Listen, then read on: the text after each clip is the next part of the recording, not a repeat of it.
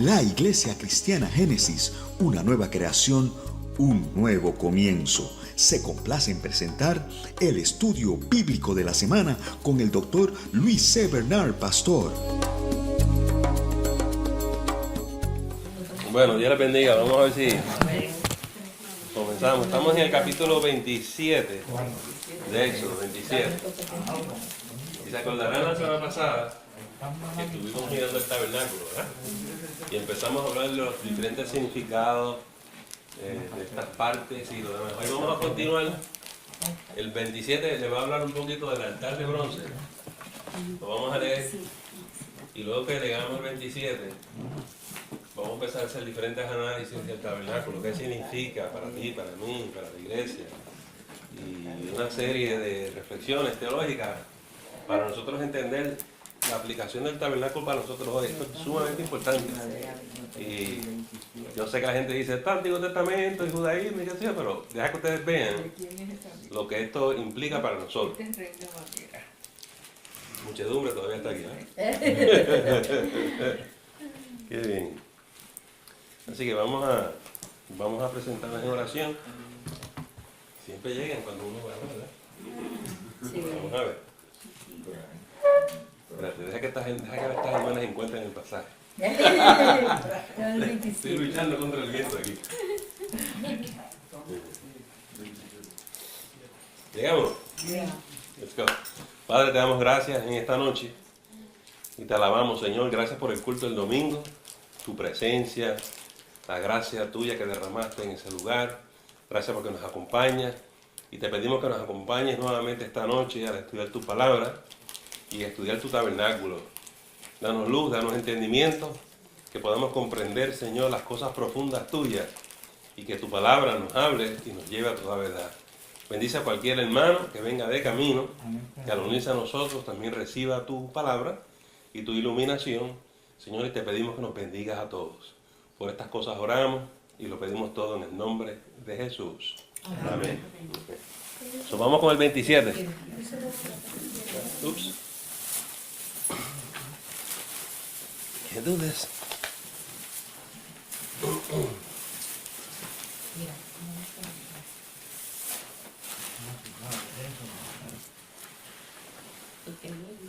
Muy bien. Harás también un altar de madera de acacia de 5 codos de longitud, de 5 codos de anchura. Será cuadrado el altar y su altura de 3 codos. Le harás cuernos en sus 4 esquinas. Los cuernos serán parte del mismo y los cubrirás de bronce. Harás también sus calderos para recoger la ceniza, y sus paletas, sus tazones, sus garfios y sus braseros. Harás todos sus utensilios de bronce. Lo que pasa es que el altar de bronce también se conoce como el altar del sacrificio. Y lo que no le enseñan aquí en esta esquemita es que muchas veces tenían los animalitos por un lado y al otro lado están las mesas. Se trae el animal, se corta, se pica y se trae y se quema. ¿Está bien? El sacerdote entonces se lava las manos y entra. Porque al final tiene que llegar al lugar altísimo el sumo sacerdote y derramar la sangre sobre el propiciatorio. ¿Está bien? Okay. Hablamos de eso la semana pasada, ¿de acuerdo? Ay. Versículo 4, ¿no? Sí. Y le harás un enrejado de bronce de obra de rejilla, y sobre la rejilla harás 4 anillos de bronce a sus 4 esquinas. Lo que pasa aquí es que estos cuadrados y hay una rejilla, la zona más, que voy a decir, piensen en un barbecue, ¿verdad? Le ponen la rejilla aquí y el animalito aquí y las brasas con la ceniza vienen de abajo y consumen el animal.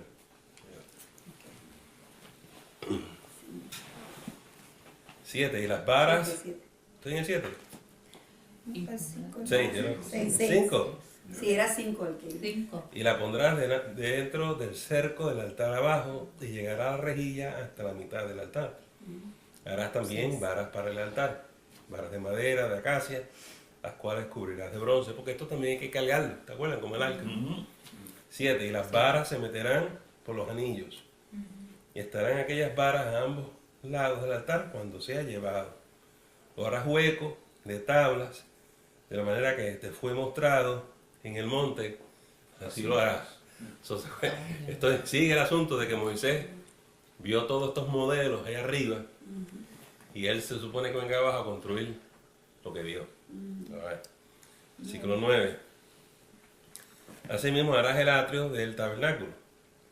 El atrio es esto que está acá afuera, toda esta área de aquí, y como ustedes ven aquí, son 150 pies por 75. Eso es bastante amplio. Y en el atrio el pueblo puede entrar porque tienen que traer su sacrificio, ¿no?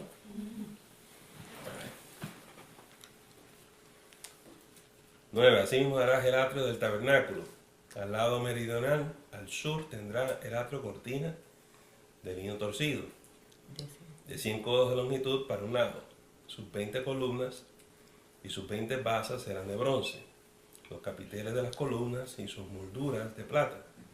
De la misma manera, al lado del norte, habrá a lo largo cortinas de 100 codos de longitud y sus 20 columnas con sus 20 basas de bronce. Los capiteles de sus columnas y sus molduras de plata. ¿Se acuerdan que la manera en que se hizo el tabernáculo fueron con unos postes de madera, verdad? Sí. Y ahí los vamos a tener también alrededor para entonces ponerle las cortinas. ¿Ves? La entrada va a ser aquí. Es como lo que ustedes ponen al frente para que no se vea. Ya, eso mismo hablábamos la semana pasada. No es lo mismo. La importancia de la manera que esto está estructurado, y usted lo va a ver de diferente orientación, pero esta es la correcta. Norte, sur, este y oeste. Las tribus van alrededor. Y aquí a la entrada de la puerta está la tribu de Judá. Porque Jesús viene de la tribu de Judá y va a entrar.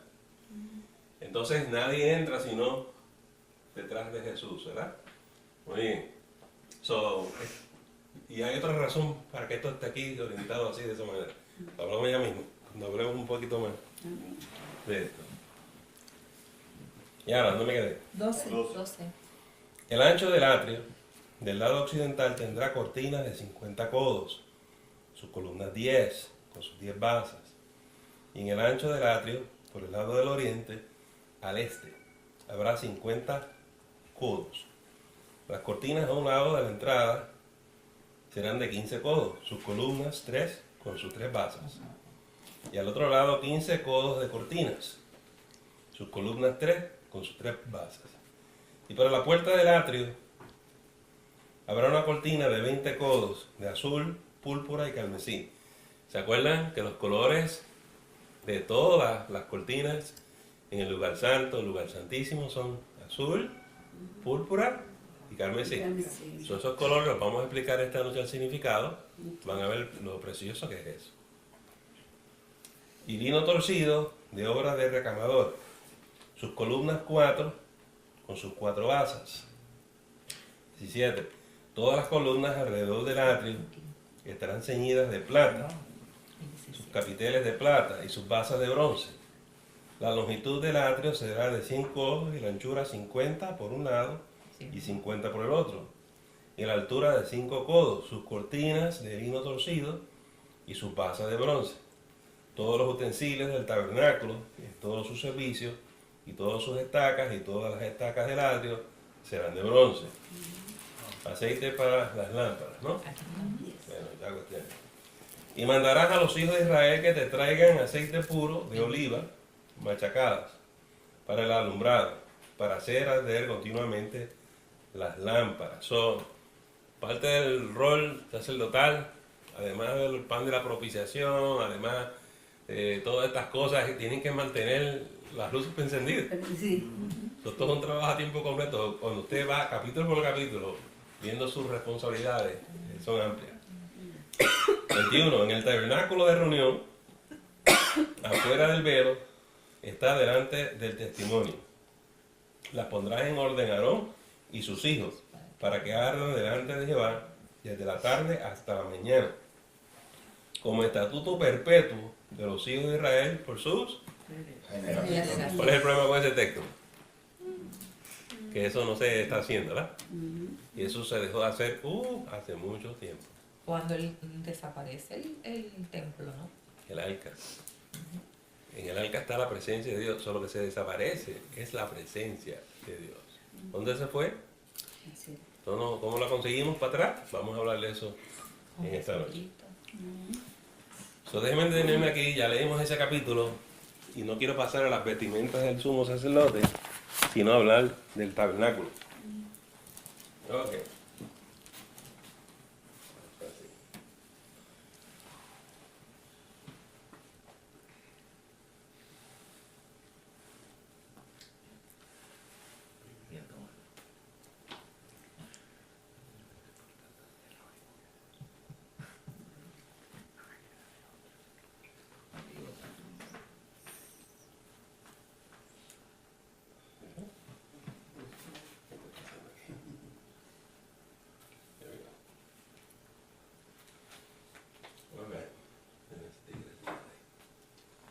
So,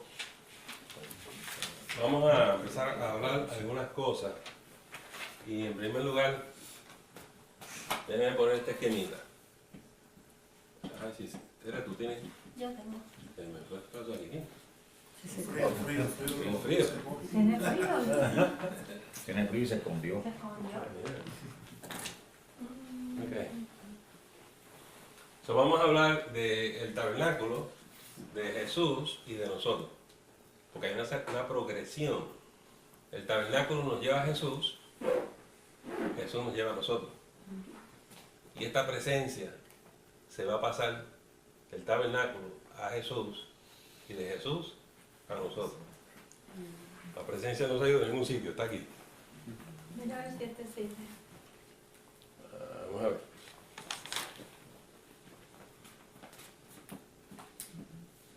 Yes, muchas gracias. Perdí mi teléfono.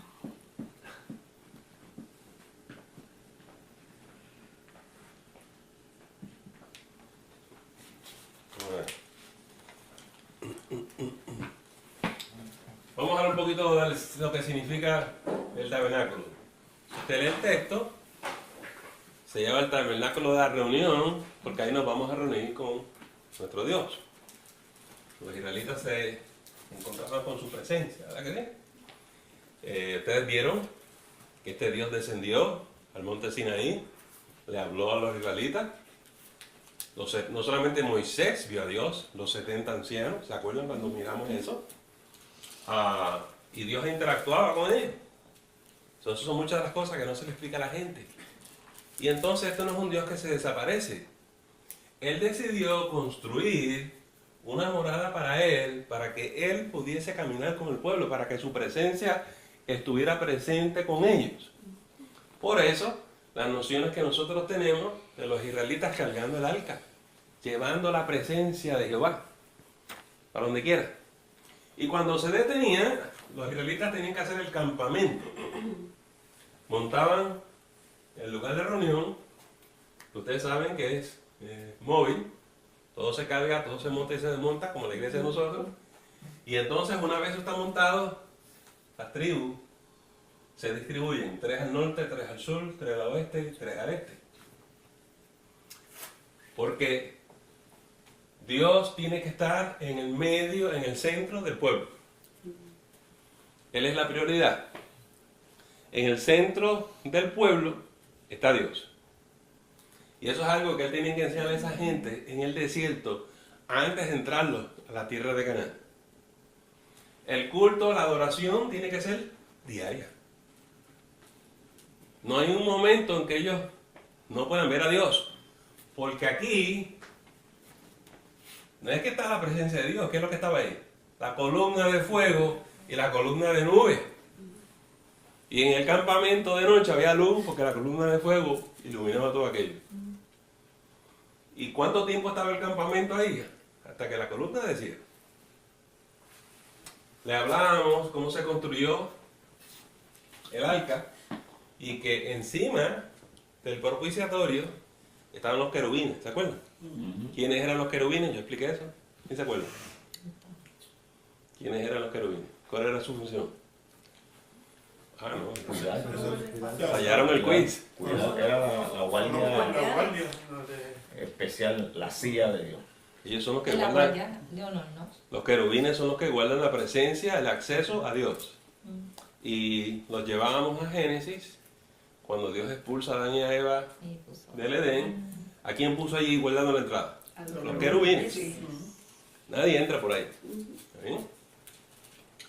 Entonces hablamos de las diferencias de los ángeles, ¿verdad que sí? Ángeles, arcángeles, hablamos de la jerarquía angelical. Muy bien. Aquí en este velo, en el velo, adivine qué hay. Querubines, Bordados. bordados. Aquí. De verdad que el sumo sacerdote y los sacerdotes cuando miran para allá, al lugar santísimo, se encuentran con los querubines. ¿Cuál es el mensaje? Nosotros Que no una entran vez sin al año permiso. nada más. El sumo sacerdote entraba una vez al año. Y llevaban hasta campanitas para, por si acaso se morían delante de la presencia de Dios, Ujú. jalarlos. Ya, hablamos de eso. Muy bien. So, cuando usted ve los querubines y ve la presencia de Dios, mucha gente mira eso y dicen, esto se parece al Edén. So, en esencia, el tabernáculo está recreando la esencia, le llaman el mini Edén. Porque nos sacaron de la presencia de Dios y el tabernáculo representa la manera de volver a la presencia de Dios. Interesante, ¿verdad? Para que tengamos vida, aquí hay una puerta. ¿Pero quién es la puerta? Dice eso. Jesús. Y hay que caminar este camino y Él es el camino. Pero es el cordero. Y se requiere un sacrificio y Él es El cordero. el cordero. Y se requiere la fuente donde tú te lavas las manos y su sangre nos lava de Nos todo limpia. pecado. Y tú entras al lugar santísimo y te vas a encontrar con el candelero de oro porque Él es la luz que nos ilumina a todos nosotros. ¿Ustedes ven la secuencia? Alright. Y según van así, el incenciario lo que significa es, Él es nuestro intercesor. Jesús es nuestro abogado. Y que- Por él tenemos acceso. Por Él tenemos acceso al Padre, a la presencia de Dios. Por eso Jesús es el que da el Espíritu Santo. Amén. Lo vamos a mirar de otra manera después, ¿verdad? Todas estas cosas tienen un sentido para nosotros. Y yo sé que la gente quiere volver a recrear estas ceremonias. Pero estas cosas, el tabernáculo, pasa luego a Jesús y después de Jesús a nosotros. Vamos a ir por secuencia para que lo veamos todo. Pero si el pueblo de Israel regresa a hacer en el muro de los lamentos el templo, que eso es lo que están buscando, porque ellos no tienen esto, porque ellos no tienen, los otros le rompieron el templo. Vamos a hablar ya mismo del tercer templo y las profecías de los últimos tiempos y vamos a ver por qué es que no podemos regresar ahí. Pero el pueblo judío va a regresar ahí. No, vamos a hablar de eso. Hay un grupito minoritario, el 14% de los judíos son ortodoxos. Ellos quieren regresar a eso. No solamente a hacer el tabernáculo, a volver a los sacrificios. Sí. 14%. El otro 86% no quiere. Es que no sigue el pueblo de Israel no sigue esa religión. Los ortodoxos tienen un pequeño problema. ¿Qué templo es el que tú vas a construir? Se le levantaron 4. Vamos a hablar de eso ya mismo. El problema más grande que ellos tienen. ¿Qué se supone que esté en el tabernáculo? El arca. El ¿Dónde está el arca? No, ellos no tienen un arca. Desaparecida. ¿Dónde está la presencia? No hay ninguna presencia. No pueden reconstruir el templo. No hay manera. Esa es la guerra de ahora. Porque la gran mayoría le está diciendo a ellos que no se puede. Pero los ortodoxos insisten. Lo que ellos han hecho ahora es decir que cuando venga el Mesías, Él va a poner esto para atrás. Es que se supone que ahí que se va a sentar, supuestamente. ¿Cuál es el problema de esa teología? ¿Quién es el Mesías? Jesús. No vamos para atrás. No vamos para atrás. Y vamos a ver ya mismo. Si entendemos la secuencia, usted va a ver por qué es imposible regresar a eso. Imposible. ¿Está bien? Well, but we know it's not possible. That's But right. what if that small group thinks when they build the temple and when the Messiah comes back, who they believe Sí, is este the es el problema. Messiah. El problema es que ellos no tienen la presencia. ¿Quién la tiene? Nosotros. No se me adelanten al final. Cuando lleguemos aquí, llegamos al final, pero todavía no estamos ahí. ¿Sí? A ver. Lo que les quiero decir es, lo que ustedes escuchan por ahí, en la radio, cójanlo con calma. Hay que estudiar las escrituras. ¿Sí? Muy bien. So, vamos a ver. ¿Quién podía entrar aquí? El pueblo. ¿Quién podía entrar aquí? El sacerdote. Los sacerdotes. ¿Y quién podía entrar aquí? El sumo. Uno solo, el sumo sacerdote. Muy bien. Ya hablé de Jesús, que Él es el camino. Aquí tú te encuentras con la verdad, la luz. Y aquí tú te encuentras con la vida. Yo soy el camino, la verdad y la vida. Nadie llega al Padre Si no es por si no es por mí. Ok. Eso es importante que entendamos. El significado del tabernáculo nos habla. Por eso a Dios les es importante que lo construyan exactamente como Él está diciendo. Porque prefigura a Jesús. ¿Cuántas veces usted ha leído en el Nuevo Testamento? Jesús diciendo, habla, lee estas cosas porque hablan de mí. de mí. Dan testimonio de mí. ¿Eh? A ver. Si aquí está el pueblo y este es el camino entonces obviamente es justificación porque aquí estamos haciendo un sacrificio por el pecado. Aquí es santificación y aquí es glorificación. Yo les he enseñado a ustedes las 3 etapas de la salvación, ¿verdad? Amén. Yo espero que no se me olviden de eso. Por eso es que yo les enseño estas cositas. Yo se las voy enseñando poquito a poco, una a una, y después La juntamos. montamos el rompecabezas. ¿Sí? Muy bien. Pregunta sobre el tabernáculo. ¿Y cuál es el mensaje que nos envía? Que la presencia debe de estar siempre en nosotros. La presencia de Dios. Muy bien. So, vamos a ir ahora a ver a Jesús. Alguien que me lea Juan 2, del versículo 18 al 22. Juan, capítulo 2, versículo 18 al 22.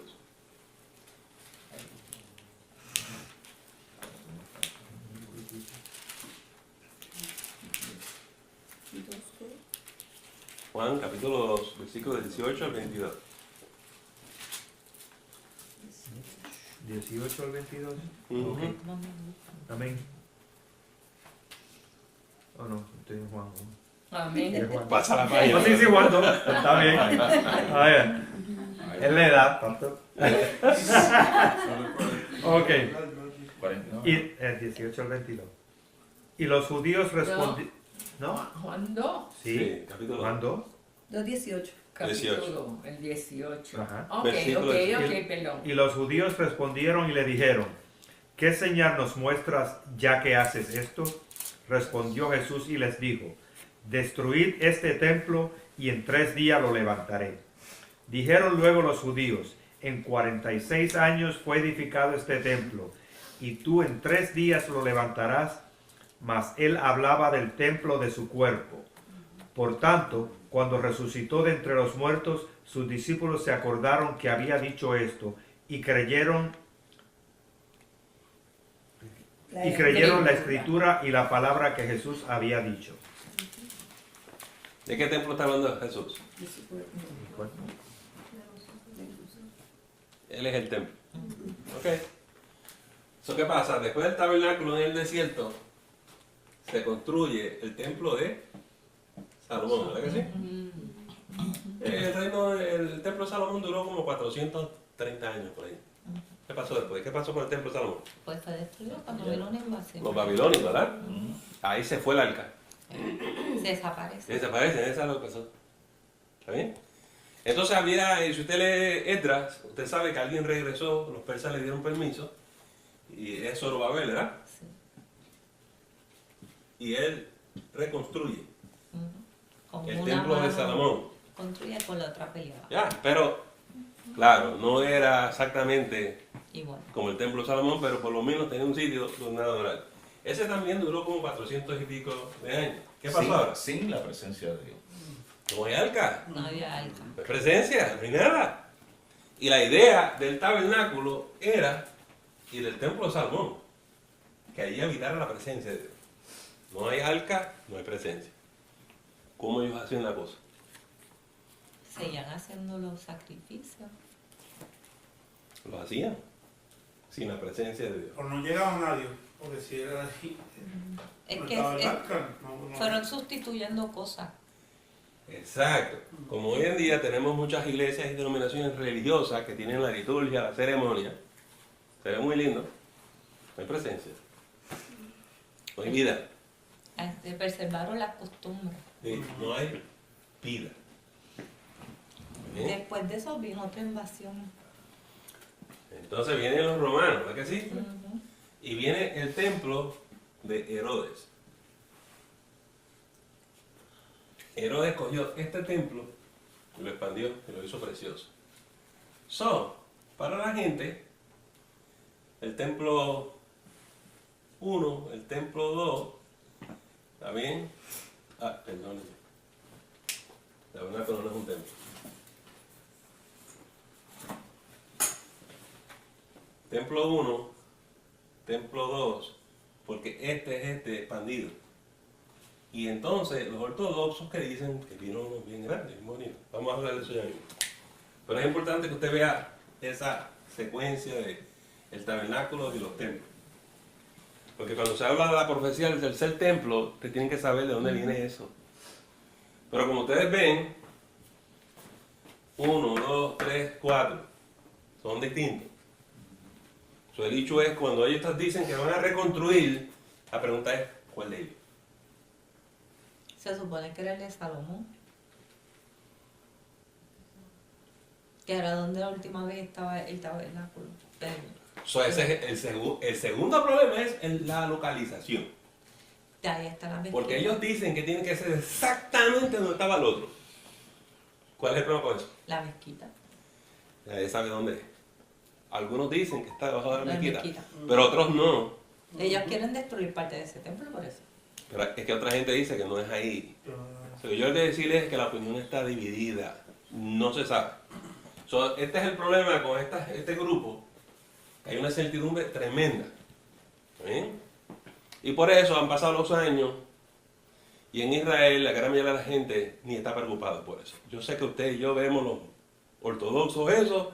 Y nos parece que es la mayoría.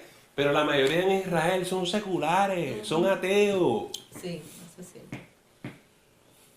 Ni esperan el Mesías. Ellos lo que quieren es terminar la guerra. Ya. Ya. De la frontera esa. Sí. Hay una minoría bien pequeña que quiere esto. Yo lo que estoy tratando de decir en los hechos, que no es como lo venden por ahí. El pueblo de Israel quiere... No, no es verdad. Si la mayoría de los israelitas son ateos, son seculares. A ver, Pastor, pero entonces el tercer templo no se puede construir, ¿por qué? porque si Dios hizo el primero, ¿sabes? El tabernáculo, nos enseñó que está enseñándole y a nosotros, ¿sabes? Que Jesús va a entrar, ¿verdad? Vamos a seguir a Jesús, lo vamos a purificar, entramos para ver hasta llegar al Padre. Ya el tabernáculo no está. Yo creo que ya se cumplió, ¿sabes? Nos dio las instrucciones cómo llegar. ¿Qué fue lo que hizo Jesús para hacer eso? Víctor tiene razón. Lo ¿Verdad que nos estamos adelantando de momento? Todavía. Mira lo que hace Jesús. Vamos a adelantarlo. Jesús entra. Y dice en los evangelios que rasgó el velo. velo. Ujú. ¿Y qué significa eso? Nos dio cabida al lugar Porque santísimo. no entrada hacia el ¿A Padre. entrar a quién? Al Padre. Todos tenemos entrada al Pero Padre. entonces Por llama al medio de Espíritu Jesús. Santo para que haga templo dentro de nosotros. Nosotros somos porque el arca. Nosotros vamos a empezar a tener la presencia de Dios dentro de nosotros. Dentro Lo que de pasa nosotros. es que nosotros tenemos que cultivarla. Ya, nosotros somos el arca. Nosotros cargamos la presencia todos los días.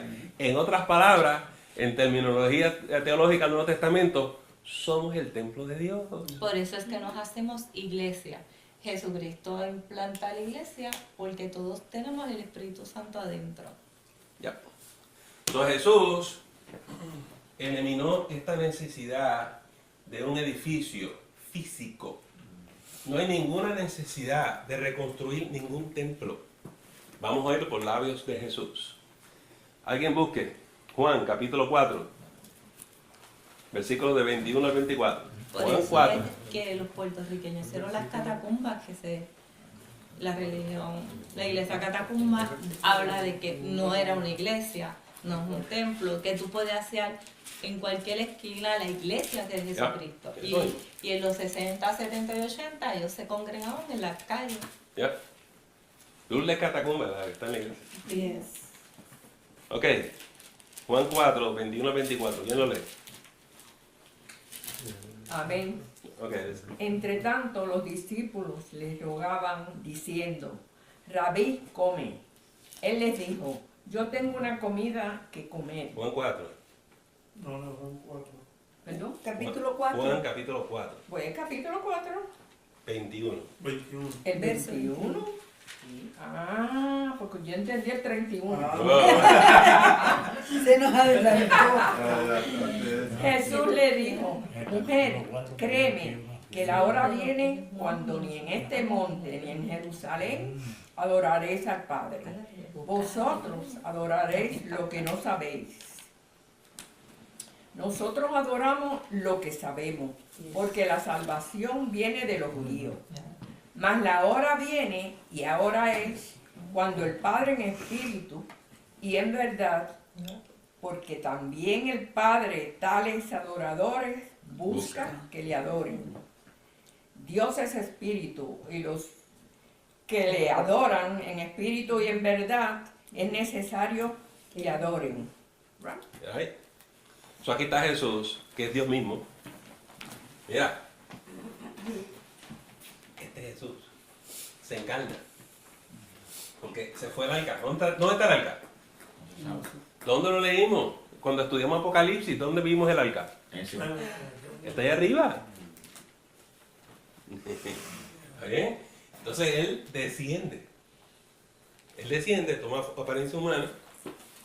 ¿Y qué hace? Empieza a dar... Claro, entró aquí, rompió el velo, diciendo, se acabó, no más templo humano. Le dice a la mujer samaritana, no te preocupes, que ni aquí ni allá, no hay que ir a ningún edificio, no hay que ir a ningún monte, no hay ningún sitio geográfico, físico, donde hay que adorar a Dios. Dios está buscando gente que lo adore en qué? En espíritu y en verdad. Y como era el que va a dar el Espíritu Santo en el día de Pentecostés, por eso usted y yo podemos hacer culto en cualquier sitio. La Biblia nos exhorta que levantemos manos santas y la adoremos. Por eso es que si están dos o más reunidos en su nombre, Exactamente. allí Él está. Usted y yo somos piedras vivas en el templo de Dios. No me habla a mí, perdóname, con todo respeto, de ir a construir un sitio físico. La iglesia es templo de Dios, es casa de Dios. Pero es que como está la moda judaizante. Los judaizantes están a la moda. Y tenemos que educar a los cristianos de salir de esas cosas. Pablo tuvo ese problema todo el tiempo. Todo el tiempo. Metí en el judaísmo de nuevo en la iglesia. ¿Sí? Y todavía estamos aquí con esa lucha. La obra de Jesús no se echa para atrás. Igual que el sacrificio. ¿Saben por qué no vamos a volver a los sacrificios animales? Porque, ¿qué tipo de sacrificio hizo él? Bueno, Una vez por todas. No hay que hacer más sacrificios animales. Si usted quiere ser judío, eso es su derecho. Yo quiero ser cristiano. Y nuestra iglesia debe ser cristiana. Nuestra teología no es judía, es cristiana. So, usted escucha todas esas cosas en la radio, pero sepa discernir. Nosotros somos cristianos, no somos judíos.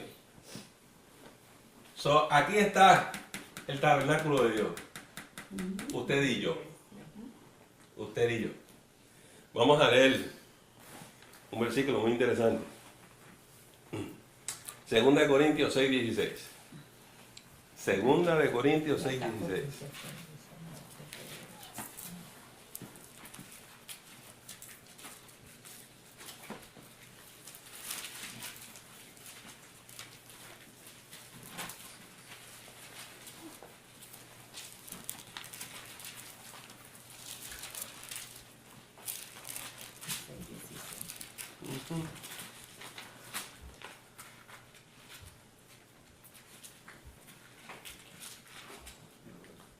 Ok. ¿Quién lo lee? Amén. ¿Y qué acuerdo hay entre el templo de Dios y los ídolos? Porque vosotros sois el templo de Dios, del Dios viviente, como Dios dijo: habitaré y andaré entre ellos, y seré su Dios, y ellos serán mi pueblo. Vosotros sois el templo. O tú le crees a los judaizantes, o tú le crees a Jesús. Ahí que está. Ahí que está. ¿Está bien? So, los judíos quieren construir un templo físico. Muy bien, pero ellos no tienen la presencia. Ellos no tienen el arca. Usted y yo sí. Yo no tengo ningún problema en entender eso, porque es que no tienen el Espíritu Santo para tener discernimiento. Ellos quieren que el Mesías venga. Ellos no saben que ya vino. Ellos mataron el Mesías. ¿Está bien? Nosotros sabemos que ningún Mesías tiene que venir. Si aparece un Mesías, es el anticristo. Yo no estoy esperando ningún Mesías. Por favor, yo no quiero ir a nadie en mi iglesia y decirme: hay que reconstruir el templo de Jerusalén para que el Mesías venga. No diga una cosa como esa. Y yo no lo escuche. Jesús es el Mesías. Amén. Y no hay otro. Ok, preguntas, comentarios, reacciones. Primera de Corintios 6, 19. Primera, no segunda. Primera de Corintios 6, 19.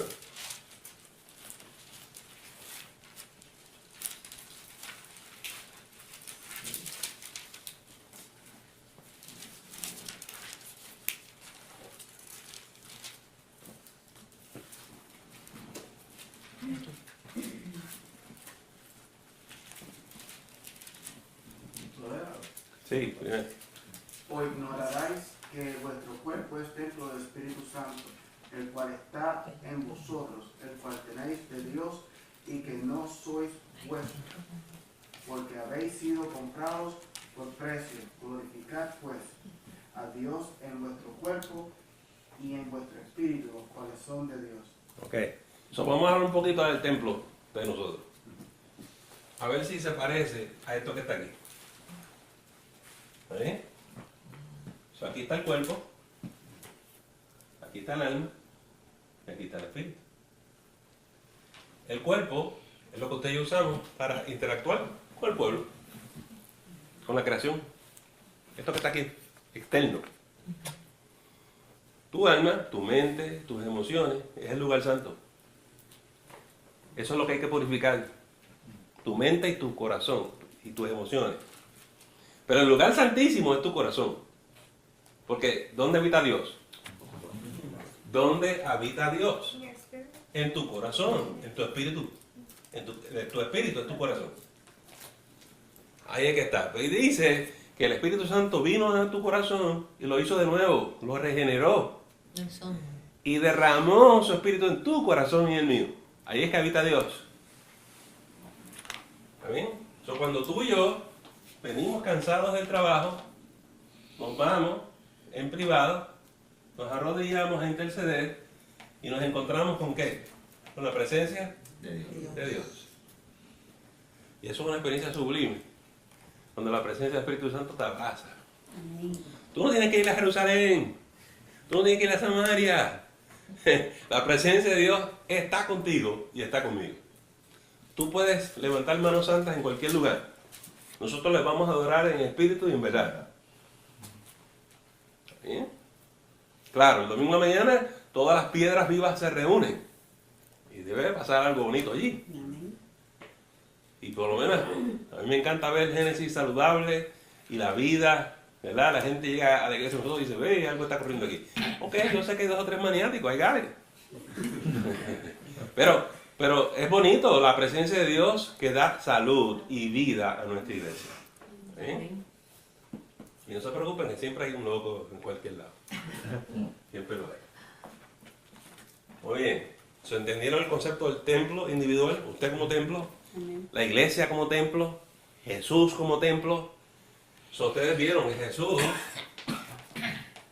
se fue de aquí, morar en el cielo, y cuando llegó el cumplimiento de los tiempos, descendió, se encarnó y derramó su presencia sobre cada uno de nosotros y nos hizo un templo viviente. Esa es la enseñanza del Nuevo Testamento y de toda la Biblia. Vamos a regresar a los hermanitos que quieren el tercer templo.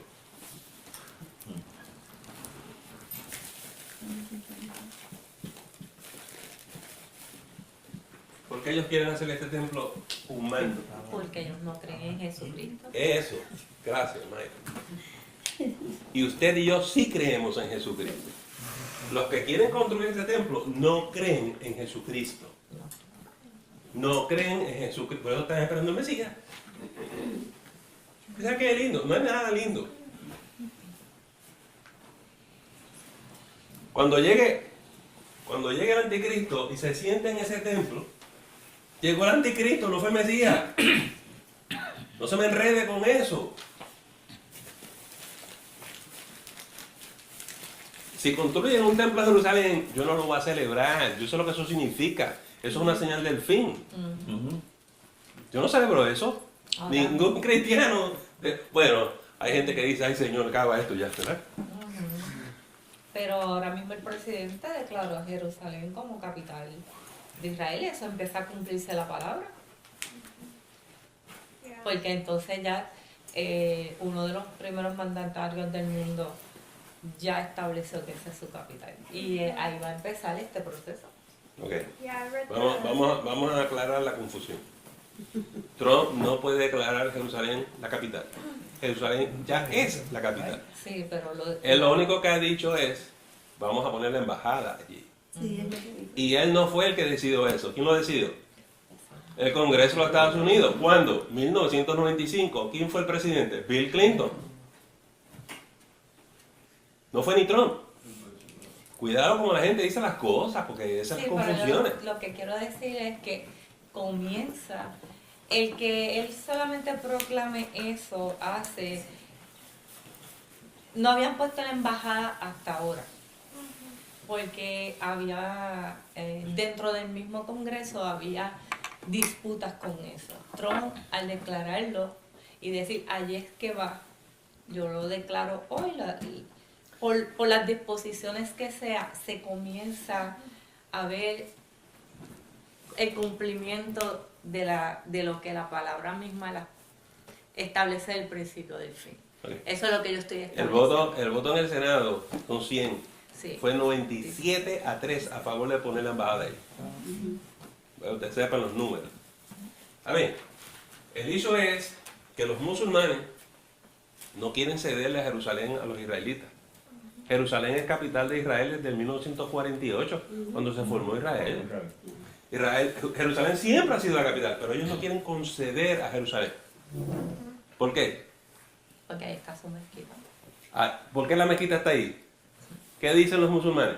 Que allí es el templo. Allí va a llegar el Mesías musulmán. Sí, el musulmán. El que se va, dicen ellos que el que se va a sentar en el templo es ¿quién? El Mesías de ellos. Y para que te enteres, ¿cómo se llama?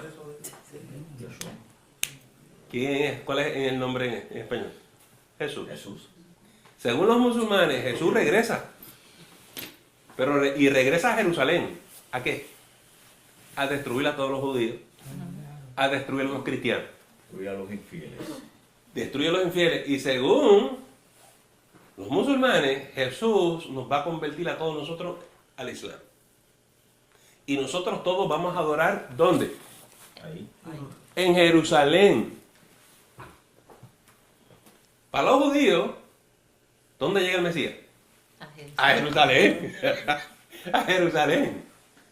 ¿Ven la pelea que tienen los musulmanes? Ninguno de los dos puede ceder a Jerusalén. Ahí no hay ninguna paz. No hay ninguna paz. Se tienen que matar el uno al otro. Y están cansados.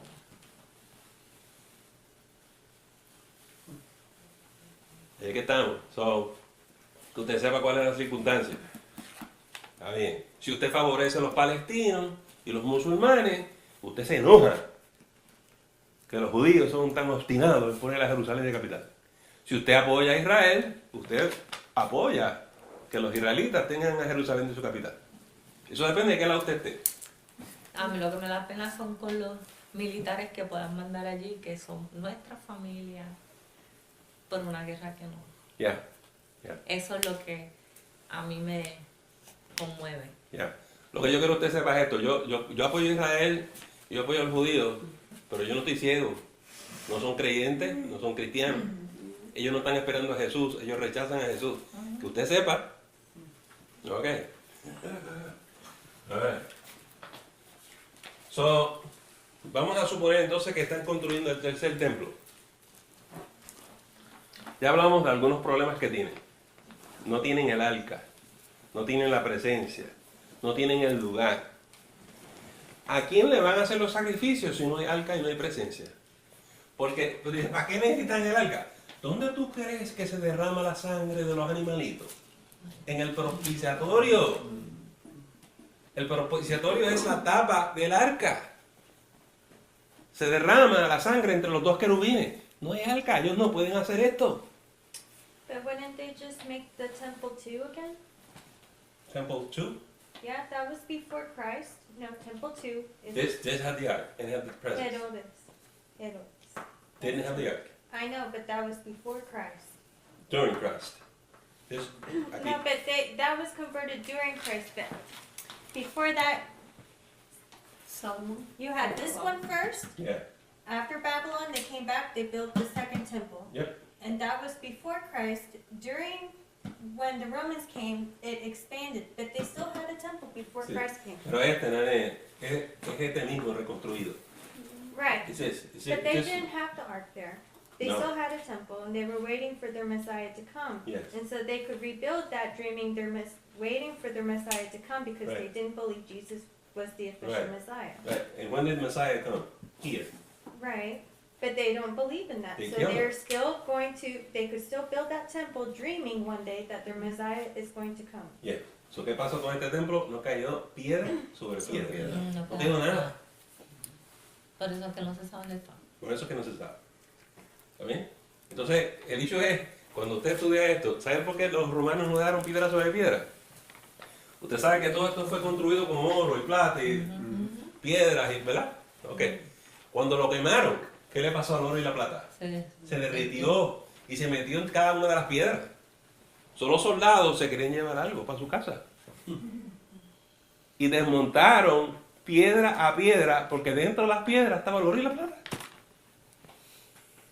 Y piedra, y piedritas. Y las piedras preciosas, todo eso Pero se cumplió lo que es Jesucristo. se cumplió, Jesús lo dijo. ¿Está bien? No. Jesús sabía que había que eliminar este templo. ¿Por qué? Para que no lo volvieran a todo. No volvieran con la cosa.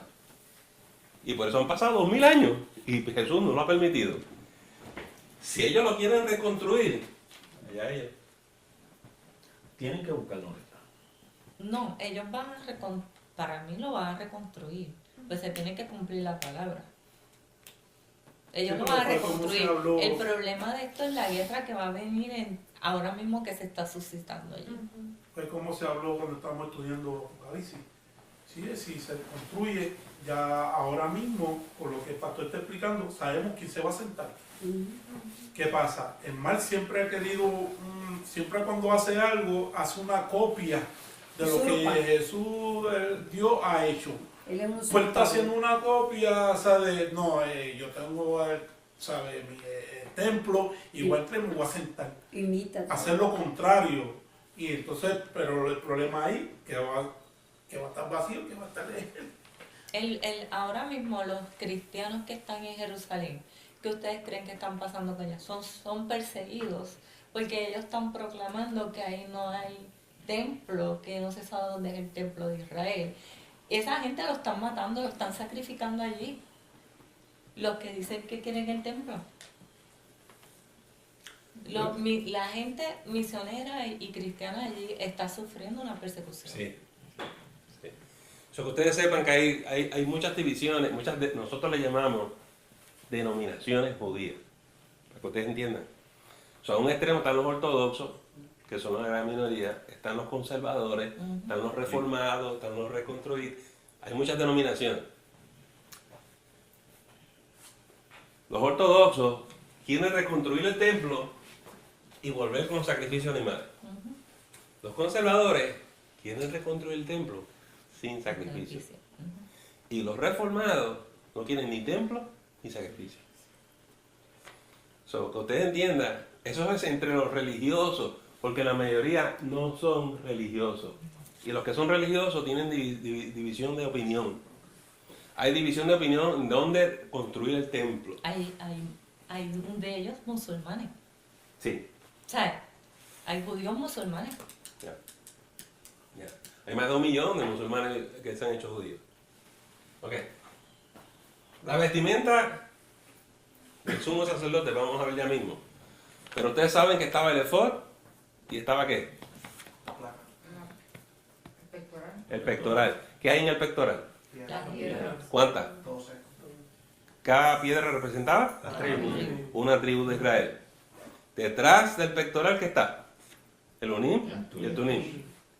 Por eso se llama el pectoral del juicio o de la decisión. Con el unim y el tunim, tú ibas... Ay, se me fue otra vez, chico.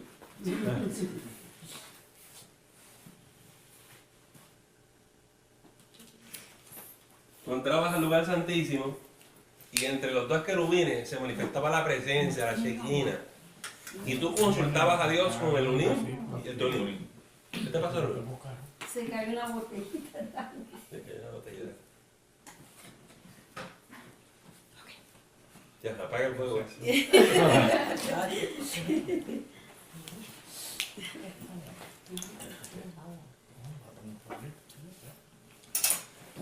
Ya ustedes mencionaron las campanitas.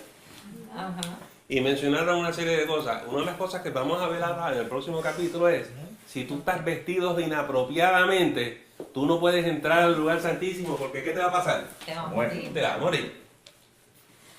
¿Quién tiene el pectoral? ¿Quién tiene las piedras? El sumo sacerdote. ¿Quién tiene el unín del tunín? Sumo sacerdote. ¿Mm? El sumo sacerdote. No, ¿dónde están? Porque eso lo dio Dios. ¿Ah? Ahora mismo no. No existe. Pero no va a re- ¿Cómo lo van a hacer si no tienen nada de esas cosas? Se las están inventando. Tengan mucho cuidado con estas cosas. Hay que leer la Biblia. Pero pastor, ya hay una escuela de Sí. sacerdotes de sacerdote. donde cada uno de los participantes le hicieron una, ¿cómo se dice? Una de esos genealógicos, algo genealógico Lógico, y le buscaron que buscaron que, ¿de qué tribu que hasta fueran qué? de la Sí, tribu de Leví. ¿sí? de qué tribu. Se llama el Instituto del Templo. Eso. Ya, I know. Pero si tú no estás vestido apropiadamente, tú mueres. El pastor nada más con el hecho de que no está el arca. No puede. No va a pasar nada. ¿Ok? Hasta que no invente. Que no Lo que pasa inventen. es que las iglesias, hay iglesias ya evangélicas en Puerto Rico también, que se están adiestrando en eso. Ya. Y son cristianos. Yo no puedo entender cómo llegan a esas cosas. Por eso a Pablo lo apedraban. Por favor, no me tiren piedra. Pero sí nos pasa a nosotros que en el colegio, uno de los colegios de Anthony, lo tuvimos que cambiar en 5º grado porque el pastor empezó con eso. Y estaba enseñando a los nenes chiquitos a adorar a estilo judío. Y te lo estoy diciendo porque a nosotros nos costó un dineral que lo cogió otro colegio a mitad de semestre. Sí, lo tuvimos que sacar. Yo creo también, pastor, que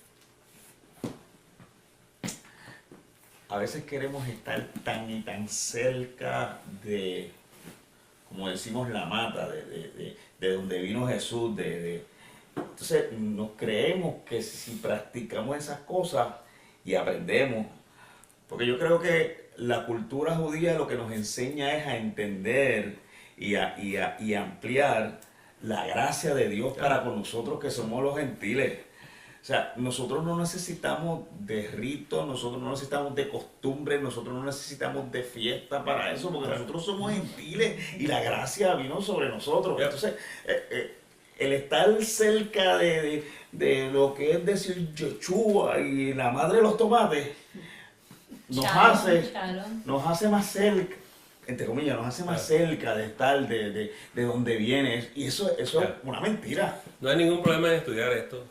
Es más, yo como pastor exhorto, pues, la palabra correcta es exijo que entiendan esto, que entiendan el Antiguo Testamento, pero que ustedes sepan que esto es sombra de lo que había de venir. Es sombra, no es lo verdadero. Lo verdadero es Jesús. Y usted y yo tenemos lo verdadero. Nosotros no necesitamos la sombra. Usted necesita lo verdadero, que es Cristo. ¿Eh? Tú tienes a Jesús, tú no necesitas nada más. Nada más. Por eso es que dice, van a estar representadas todas las etnias de la tierra, van a estar representadas con sus culturas. Nosotros somos puertorriqueños y vamos a adorar como puertorriqueños, los mexicanos y los dominicanos. No tenemos que adorar como Dios. Nada. Y por esto es que hay que entenderlo, porque si hay una confusión en todos los lugares. Yo escucho a la gente hablar y digo, Dios mío, ¿cómo es? No saben lo que están diciendo. El tabernáculo es la morada de Dios, es el lugar de la reunión con Dios. Pero usted y yo estamos reunidos con Dios. Todos los días. Todos los días. En terminología del Nuevo Testamento, usted y yo tenemos comunión con Dios. En Él somos y en Él nos movemos.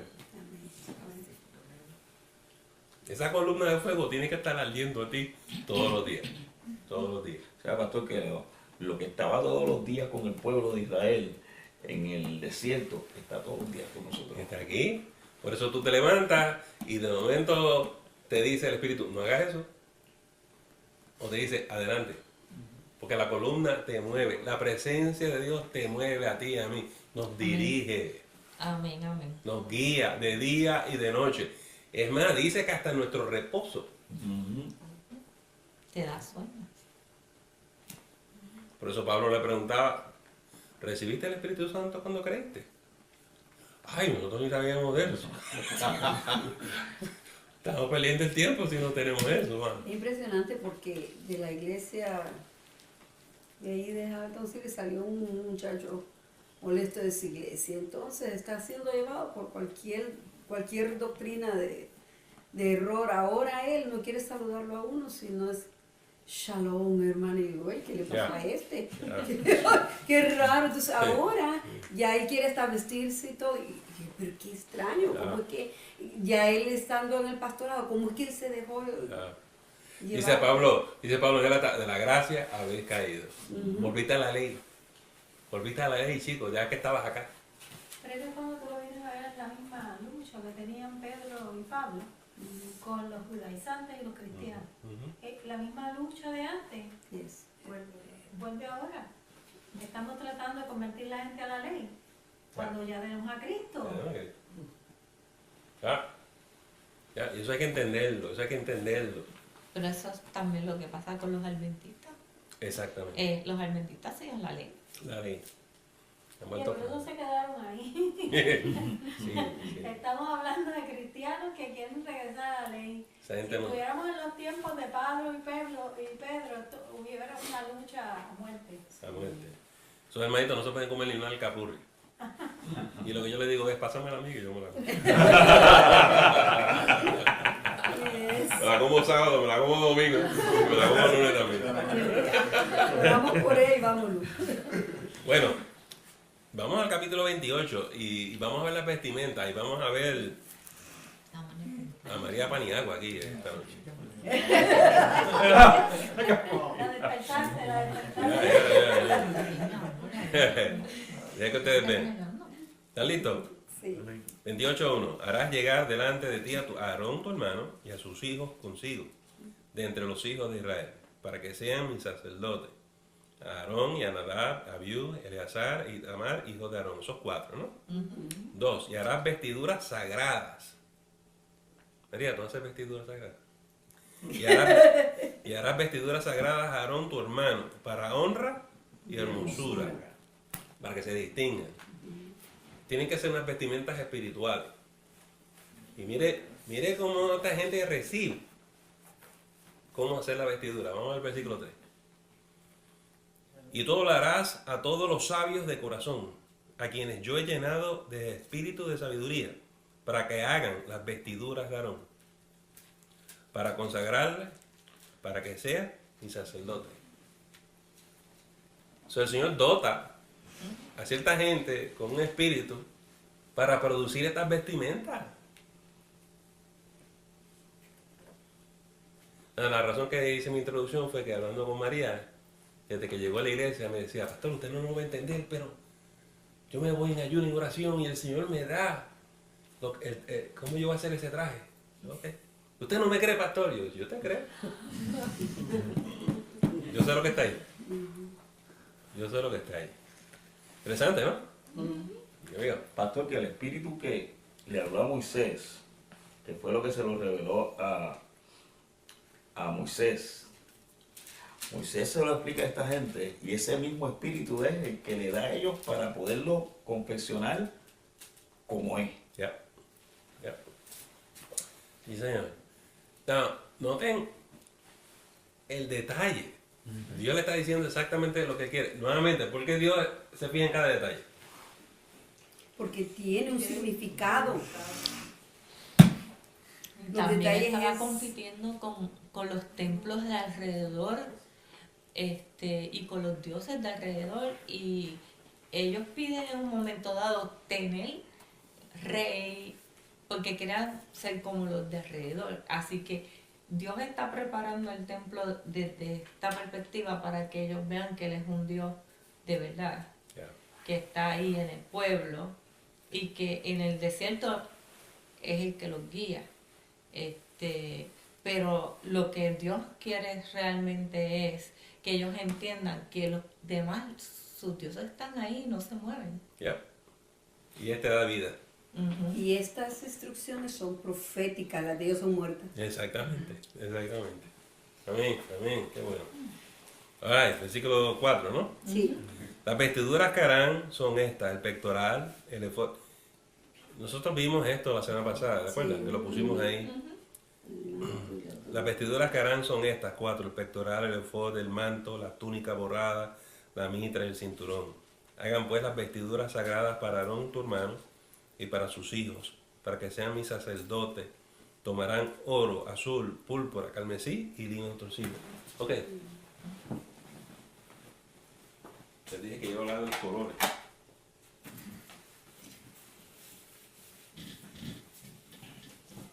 Las vestimentas de los sacerdotes, ¿verdad que sí? Y el velo y todo lo... Ok, pero no lo corras. El velo y todas las cortinas del templo son azul, púrpura. ¿Qué es carmesí? Rojo. Estos 3 colores están en el tabernáculo por todos sitios. Hasta los sacerdotes lo usan en su vestimenta. Azul significa que viene del cielo. El púrpura es lo que se pone el rey. Y el rojo carmesí es la sangre. Hay un rey que viene del cielo que va a derramar su sangre.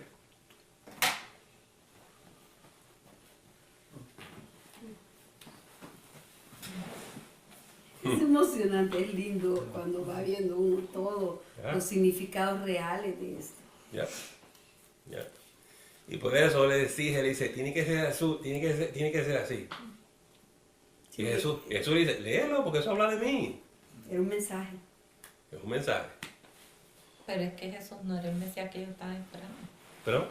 Jesús no era el Mesías que ellos estaban esperando. No. Ellos querían otro Moisés que lo liberó del cautiverio de Egipto, y ellos estaban cautivos con el pueblo romano.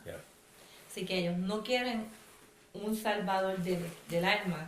Ellos quieren, libértame, sácame de aquí, hazme lo que hizo Moisés. Y si tú lees las escrituras, ellos no lo reconocen porque eso no es lo que él quiere. Ellos quieren realmente un político, un revolucionario. Sí, señor. Now, nosotros usamos el color azul, ¿verdad? En la cortina. Está bonito. Pues esos son los colores nuestros. Amén. Vamos a ir. ¿Dónde me quedé? A ver, 5, ¿no? 5. A ver, 6. Y harán el efod de oro, azul, púrpura, carmesí y lino torcido de obra primorosa. 7. Tendrán 2 hombreras que se junten a sus 2 extremos, y así se juntará. Y su cinto de obra primorosa que estará sobre él será de la misma obra, parte del mismo, de oro azul, púrpura y carmesí y lino torcido. Y tomarás 2 piedras de onice y grabarás en ellas los nombres de los hijos de Israel. So, estas 2 piedras están aquí. Hay 2 argollas, hay unas cadenas que llegan al pectoral, y en cada una de estas 2 piedras de onice, aquí hay 6 nombres de las tribus y acá hay 6 nombres de la tribu. ¿Okay?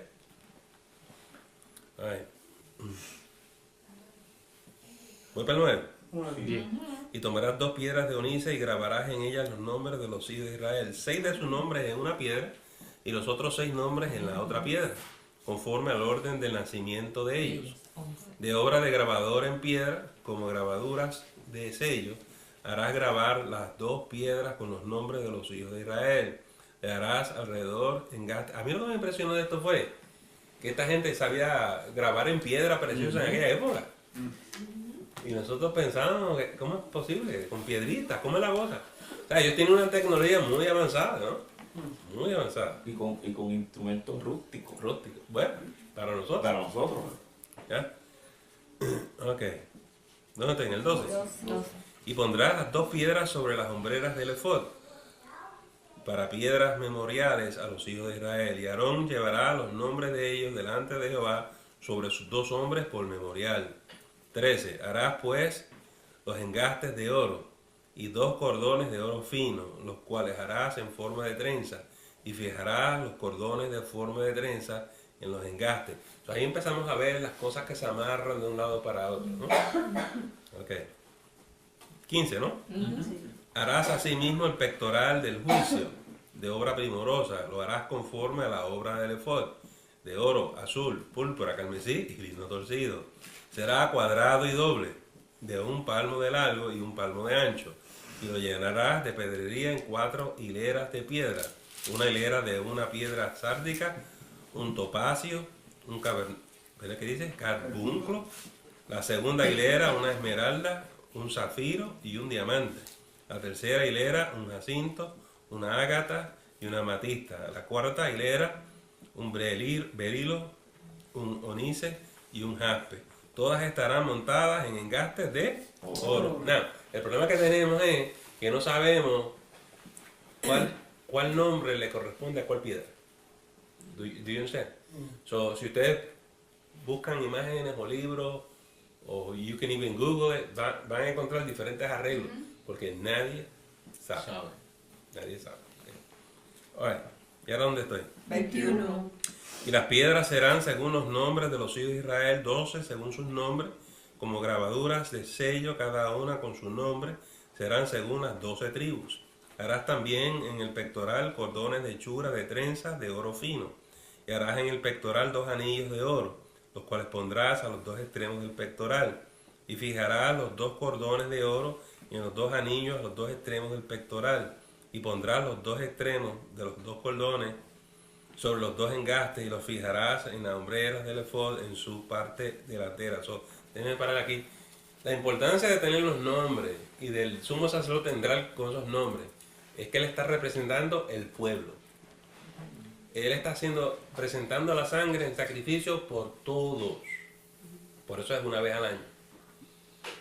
Una vez al año. Y es mejor que lo haga bien porque si no le cuesta. Está bien. 26, ¿verdad? Sí. Harás también 2 anillos de oro, los cuales pondrás a los 2 extremos del pectoral, en su orilla, que está al lado del efod, hacia adentro. Asimismo, los 2 anillos de oro, los cuales fijarás en la parte delantera de las 2 hombreras del efod, hacia abajo, delante de su juntura, sobre el cinto del efod. Y juntarán, 28, y juntarán el pectoral por sus anillos, a los 2 anillos del efod, con un cordón de azul, para que éste esté sobre el cinto del efod y no se separe el pectoral del efod. Lo que está pasando es que el efod es como una pequeña tuniquita, ¿no? Y el efod, el pectoral, va encima del efod, pero va amarrado. Hay unas argollas, hay unos anillos, hay unas trenzas. Eso es lo que están descritos. Okay. ¿Dónde estoy? 29. Y llevará a Aarón los nombres de los hijos de Israel en el pectoral del juicio sobre su corazón, cuando entre en el santuario, por memorial delante de Jehová continuamente. Y pondrás en el pectoral del juicio Urim y Tumim, para que estén sobre el corazón de Aarón cuando entre delante de Jehová, y llevará siempre a Aarón el juicio de los hijos de Israel sobre su corazón delante de Jehová. ¿So qué pasa? Detrás del pectoral del juicio hay unos bolsillos, especialmente en el lado donde está el corazón, hay el Urim y el Tumim. Mucha gente discrepa sobre qué es el Urim y el Tumim. Unos dicen que son dos piedras preciosas, otros dicen que son dos piedras puntas, otros dicen que es una piedra blanca, otra es negra. ¿Cómo se usaban? ¿Dónde están? Todo eso ha desaparecido y nadie sabe dónde está. El problema de este recrear la vestimenta del sacerdote es que no hay un ejemplo, no hay un modelo. Aquí dice el Urim Tumim, nadie sabe lo que es eso. Pero obviamente lo que esto implica es que se utilizaba en el lugar santísimo para discernir la voluntad de Dios. Por eso se llama el pectoral del juicio. ¿Sí? Y de alguna manera el sumo sacerdote sabía qué tenía que hacer con esto, y Dios, el Espíritu, decía sí o no, para llegar a esas determinaciones. Pero nosotros no tenemos idea de lo que es eso. O sea, que ellos están tanteando ahora mismo todas estas vestimentas que ellos están construyendo, es tanteando. Esto podría haber sido así. Sí. Pero ellos no tienen libros de historia de ellos, porque sabes que ellos cogían y tienen muchos escritos y muchas ellos no tienen eso en sus libros. Sí, los judíos tienen muchos escritos. Ese no es el problema. Ese es precisamente el problema. Que esto se lo dio Dios a Moisés y le dijo, ponlo por escrito. Si tú no tienes los originales de Moisés, los que él escribió, y tú no tienes a Moisés, que fue el que vio, ¿cómo tú sabes? Los judíos sí tienen muchas cosas. O sea, no hay Pero son dibujos, opiniones. no hay dibujos de eso. No hay. Por eso les digo, este problema de recrear un templo y las vestimentas de un sacerdote, cuando usted no sabe, un poco arriesgado. Si lo vamos a hacer, como dice aquí, porque te cuesta la vida. Vamos a seguir. ¿Dónde me quedé, hermano? 31. Harás el manto del efod de todo de azul, y en medio de él, por arriba, habrá una abertura, la cual tendrá un borde alrededor de obra tejida, como el cuello de un coselete, para que no se rompa. No me pregunte cómo fue esto. 33. Y en sus orlas harás granadas de azul, púrpura y carmesí alrededor, y entre ellas campanillas de oro alrededor. Ajá. 34. Una campanilla de oro y una granada. Otra campanilla de oro y otra granada. Y en toda la orla del manto alrededor. Aquí estamos hablando del borde de la túnica, de las vestimentas del sacerdote, van las campanitas esas, para que cuando él camine eso haga como clink, clink, clink, clink. ¿Qué pasa si tú no escuchas el clink, clink, clink? Se murió. Está muerto. Oye, ya va, ¿en qué estoy? 35. Y estará sobre Aarón cuando ministre, y se oirá su sonido cuando él entre en el santuario delante de Jehová, y cuando salga, para que no muera. 36. Harás además una lámina de oro fino, y grabarás en ella, como grabadura de sello, santidad a Jehová. Yo quiero que ustedes sepan que eso se pone aquí. Los musulmanes imitan eso. Que según ellos, ¿qué va ahí? Cuando ellos van a poner una bomba, ¿qué ponen? ¿Qué dicen? Alá es que Alá Akbar, ¿no? Sí. Alá es grande. Es una pobre imitación. Este es el original. ¿Está bien? Entonces dice, santidad a Jehová. ¿Qué es lo que quiere Dios de nosotros? Santidad. Y porque en la cabeza es donde tú libras las batallas de las decisiones que tú vas a tomar. Ya. Por eso es que es en la cabeza. Ya. 37. Y la pondrás con un cordón de azul y estará sobre la mitra. Por la parte delantera de la mitra estará. No sé si ustedes han visto la ropa es como una gorrita que tiene el sumo sacerdote. Entonces eso va ahí y lo mantiene en sitio. Okay. 38. Y estará sobre la frente de Aarón y llevará a Aarón las faltas cometidas en todas las cosas santas que los hijos de Israel hubieran consagrado en todas sus santas ofrendas, y sobre su frente estará continuamente para que obtengan gracia delante de Jehová. Y bordarás una túnica de lino y harás una mitra de lino, harás también un cinto de obra de recamador, y para los hijos de Aarón harás túnicas, también le harás cinto y le harás tiaras. Los hombres usan tiaras para la honra y hermosura. No, se habló del sumo sacerdote, pero se está hablando de los otros sacerdotes. Ya mismo vamos a regresar aquí a ver una cosita. 41. Y con ellos vestirás a Aarón, tu hermano, y a sus hijos con él, y los ungirás, y los consagrarás, y santificarás para que sean mis sacerdotes. Y les harás calzoncillos de lino para cubrir su desnudez. Serán desde los lomos hasta los muslos. Estos son los largos que son de aquí hasta acá, los boxers. Los boxers que se usan ahora. Pastor, ¿esos son parecidos a los que usan los mormones? Ya. A ver, que 43. Y estarán sobre Aarón y sobre sus hijos cuando entren en el tabernáculo de reunión o cuando se acerquen al altar para servir en el santuario, para que no lleven pecado y mueran. Es estatuto perpetuo para él y para su descendencia después de él, que somos nosotros. Here we go. Now, a ver si puedo poner esto para atrás.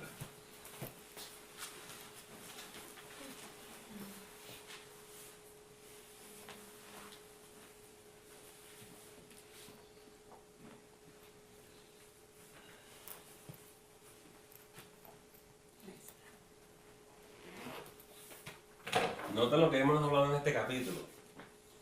El pueblo, la mayoría de la gente puede estar aquí. Y si tú quieres ir a Mahones, ve a Mahones. ¿Quieres ir al tenis? Ve al tenis. Pero traes tu sacrificio y se lo das a los sacerdotes, los que trabajan en el altar. Y eso tiene que estar vestido apropiadamente. Eso es nuestra iglesia. La gente que llega al culto pueden venir como ellos quieran. Pero los que ministran en el altar tienen que vestir de cierta manera. Se le exige a esa gente. Otra cosa. La gente siempre me dice, pero ¿por qué no podemos ir en short a la iglesia y cantar allá arriba? En traje de baño. No te atrevas. No te atrevas. Ni lo intentes. Ni lo intentes. No estamos exigiendo que te pongas ropas sacerdotales, pero Dios está pidiendo que ese grupo de gente se presente en otro nivel. Se exige más. Si usted quiere trabajar en el altar, servir en el altar, el Señor te pide más a ti. Yo sé que hay gente que no lo toma en cuenta, no le importa, eso no es importante. Bueno, para mí como pastor sí es importante. Y yo sé porque yo lo pido. Por lo menos Dios no nos mata cuando no nos cae un rayo encima. Y el sumo sacerdote le dijeron hasta el tipo de calzoncillo que se va a poner. Dios es exigente. Hay un reglamento. Hay unos prerequisitos. Más exigentes, menos exigentes. Y aquí hay libertad. Aquí hay libertad.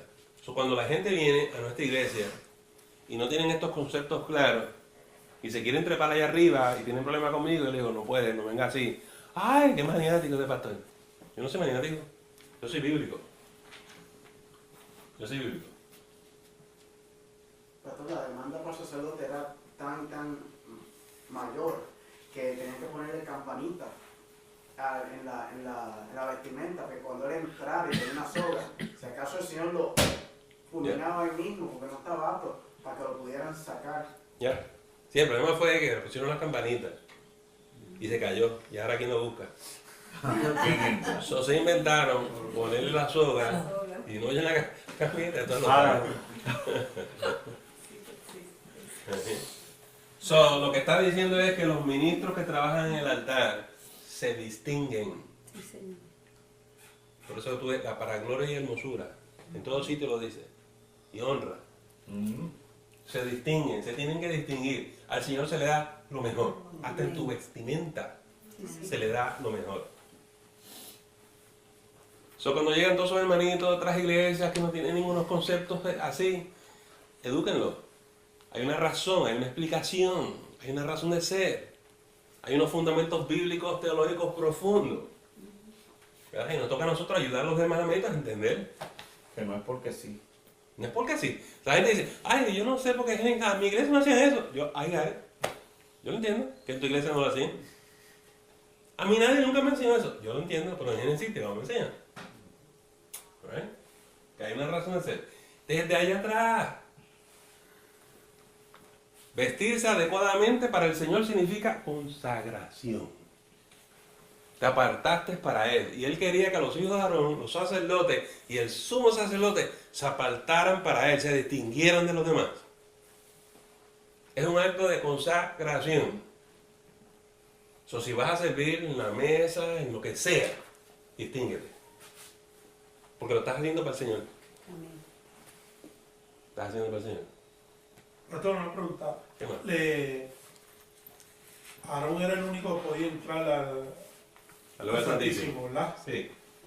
Entonces, cuando Aarón falleció, eso pasó a sus hijos. Sí. Pero no todos, solamente elegían a uno. Somos sacerdotes, sí. Porque solamente uno nada más era el que podía pasar. Sí, sí. Entonces, caramba, Víctor, esa es una buena pregunta. Yo sé que de esos 4, 2 mueren, 2 quedan con vivo, 2 quedan con vida. Y de ahí esos 2 vienen el linaje de los sumos sacerdotes en Israel. O tú eras de aquí o eras de acá. Y había pugna entre los dos. Ok. Preguntas o comentarios del tabernáculo, de la iglesia, de las vestimentas. Aarón era el máximo sacerdote que representaba al pueblo, ¿verdad? Sí. Por eso que sus vestimentas tenían que ser totalmente diferentes a los demás. Completamente distintas. Eso se basa en la iglesia católica. Tú mires las vestimentas del que está en Papa y van a ver que él lleva los colores. Y los sacerdotes, cuando hacen ciertas ceremonias de la iglesia, también ya tienen esos colores. Ya. Hablamos de eso también. La semana pasada. No quiero. Escucha el tuyo, Julio. ¿Entendió los colores? Y el significado. Por eso Dios es tan exigente en lo que Él quiere hacer. Porque tiene un mensaje que enviar y no quiere que distorsionen el mensaje. Por eso le cuesta la vida al que se atreva a cambiar las cosas. Porque fue dicho por Dios. Él tiene un porqué. Hay un camino a la salvación y no quiere que lo cambien, que lo distorsionen. Por eso el Apocalipsis dice, el que añade o el que quita, Dios es congruente en todas las cosas, de principio a fin. Mas sin embargo la gente dice que la Biblia se contradice. Yeah. La Biblia se contradice y dicen que no la entienden. Porque unas cosas dicen una cosa y después en otros versículos contradice lo que leyeron anteriormente. Yeah. Mas sin embargo, cuando tú ves esto, tú sabes, tú ves la secuencia y el porqué. No hay contradicción en nada. Bueno, la verdad es que el que se ponga a leer la Escritura sin la iluminación del Espíritu Santo termina en otro lado, ¿verdad que sí? Y estas cosas te las tiene que mostrar el Espíritu. Y es que también pasa otra cosa, pastor, mire, incluso hay institutos, maestros que dan unas clases que también dan una interpretación diferente, errónea, y ahí es donde todo el mundo, a veces también hay gente que solo repite lo que oye, en verdad no estudian, no indagan, no van a las referencias ni nada, simplemente pues como aquel lo dijo, así lo voy a repetir yo. Entonces ahí es donde se ha venido dando eso, que la gente se va distorsionando en el camino. Y esa es obra de Satanás. Exacto. Punto. Y hay muchos maestros falsos también. Y diferentes escuelas. Sí. Porque escuelas teológicas de hombres, ¿no? Sí. Te lo enseña así y hay otra gente que lo enseña diferente. Exacto, ahí es donde... ahí es como todo. Hay diferentes puntos de vista. Por lo menos, Yo espero que ustedes noten que yo soy consistente en lo que yo enseño. Yo soy cristocéntrico. Yo te voy a enseñar a Jesús por el norte, por el sur, por el este, por el oeste. Y no voy a salir de ahí. Se trata de Jesús. ¿Sí? Y si alguna otra escuela teológica te enseña otra cosa, si no te enseñan a Jesús, están mal. Te enseñan a Jesús, pero tienen otro punto de vista. Ah, bueno. Entiendo lo que le quiero decir. Tienen otro punto de vista. Ok. Pues entendieron hoy este punto de vista. Sí. Muy bien, preguntas, comentarios. Yo sé que nos hemos pasado el tiempo, pero era mucho material. Y créanme que aquí podemos estar más tiempo. Yo estoy tratando de aligerar el paso. Muy bien, vamos a estar puestos en pie y nos despedimos en oración. Le agradecemos el habernos escuchado y no te debes perder la próxima edición del Estudio Bíblico de la Semana. Que el Señor te continúe bendiciendo.